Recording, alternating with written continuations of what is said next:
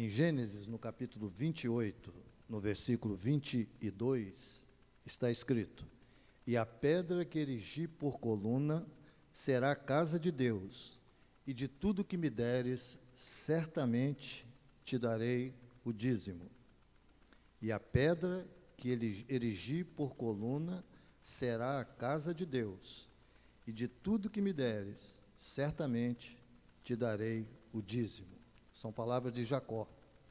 Jacó estava fugindo de seu irmão Esaú, que jurara matá-lo assim que seu pai viesse a falecer, porque ele recebeu a bênção da primogenitura que Esaú vendeu por um prato de lentilhas. E ele ficou com ódio do seu próprio irmão. E sua mãe o aconselhou, e seu pai também, e ele foi para um lugar muito distante, para morar com seu tio, com a sua família que estava distante. Quando a noite chegou, ele deitou-se e foi dormir. E ele saiu às pressas, não saiu preparado para isso, e Jacó não era um homem do campo como Esaú, ele era mais do lar. Por isso sua mãe o amava mais do que Esaú, e o pai amava mais Esaú do que seu irmão. E isso gerou conflito na família, obviamente. Ele pegou uma pedra, e eu fico imaginando que se soubesse que teria uma experiência dessa, eu só dormiria com pedra como travesseiro, ainda que acordasse com torcicolo, porque ele teve uma visão. E nessa visão, no seu sonho, está também no capítulo 28, a partir do versículo 18. Tendo-se levantado Jacó cedo de madrugada, tomou a pedra que havia posto por travesseiro e a erigiu em coluna. E ele dormiu. E nos versículos 10 e 11, tendo chegado a certo lugar, ele passou a noite, pois o sol já estava posto. Tomou uma das pedras, fê-la seu travesseiro e se deitou ali mesmo, e sonhou. Eis posta na terra uma escada cujo topo atingia o céu, e os anjos de Deus subiam e desciam. Aqui tem o ensinamento de que os anjos estão aqui para serem os ministradores de Deus. Eles estão aqui embaixo, vão lá, mas eles estão aqui, cuidando de nós servos do Senhor. E perto dele estava o Senhor, e lhe disse: eu sou o Senhor, Deus de Abraão, teu pai, e Deus de Isaque. A terra em que agora estás deitado, eu te darei a ti e à tua descendência. A tua descendência será como o pó da terra. Estender-te-ás para o ocidente e para o oriente, para o norte e para o sul. E em ti e em tua descendência serão abençoadas todas as famílias da terra. Eis que eu estou contigo, e te guardarei por onde quer que fores, e te farei voltar a esta terra, porque te não desampararei até cumprir aquilo que te hei referido. Despertado Jacó do seu sono, disse: na verdade, o Senhor estava nesse lugar, eu não o sabia. E tremendo e temendo, disse: quão temível é esse lugar! Não é outro lugar, senão a casa de Deus e a porta dos céus.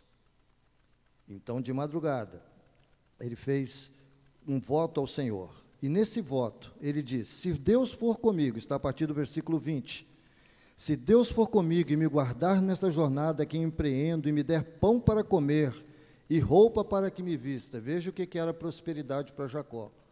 Era ter roupa para vestir, comida para comer. E Deus prosperou na sua vida. De maneira que eu volte em paz para a casa de meu pai. Então o Senhor será o meu Deus, e a pedra que erigi por coluna será a casa de Deus, e de tudo quanto me deres, certamente te entregarei o dízimo. Eu quero destacar 3 fatos que podem ser extraídos deste texto, deste momento da vida de Jacó. Primeiro, entregar dízimos é algo anterior à lei de Deus e ao ensino de Jesus. Não havia nenhuma ordem para que se entregasse o dízimo. E ele já sabia que precisava entregar. Ele sentia isso no seu coração. Era intuitivo, vinha de Deus, obviamente. Até aquele momento não tinha nenhuma ordem, e mesmo assim ele fez um voto de entregar o dízimo. Segundo ensinamento, ele aprendeu com a atitude de seu avô, Abraão. Está lá em Gênesis 14, 18 a 20, que Abraão entregou o dízimo, também sem nenhuma ordem para fazê-lo. E certamente, essa história, os judeus até hoje têm o costume de contar a sua história, de passar de pai para filho, de dizer da sua história. Cada um sabe de que tribo veio. Obviamente, estou dizendo aqueles mais conservadores, aqueles que ainda resgatam a sua história e preservam a sua história. Ele aprendeu com seu avô Abraão, o primeiro a entregar o dízimo, e se tornou o segundo a entregar o dízimo, que está registrado na Bíblia Sagrada. E terceiro ensinamento: os pais temos que ensinar os filhos, os netos, os bisnetos, os tataranetos, os quantos netos tiverem pela frente, a serem dizimistas. E a primeira forma de ensinar é o exemplo. A primeira forma de mostrar é o exemplo. As palavras, às vezes, entram por um ouvido e saem pelo outro. Mas o exemplo as pessoas veem, as pessoas percebem, as pessoas notam. Ele aprendeu, se falado ou se ouvido, mas de seu avô Abraão. E já estava na terceira geração de dizimistas.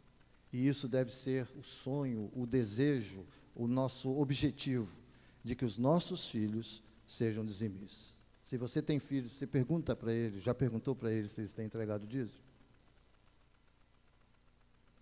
Hoje é tão fácil, com internet, com Instagram, com WhatsApp.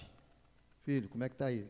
De repente a vida financeira está toda complicada, e às vezes tem até um bom salário. Eles nunca vão deixar de ser filhos. Ensinou para os seus netos? Eu estou na fase dos netos. 6, e o 7º a caminho.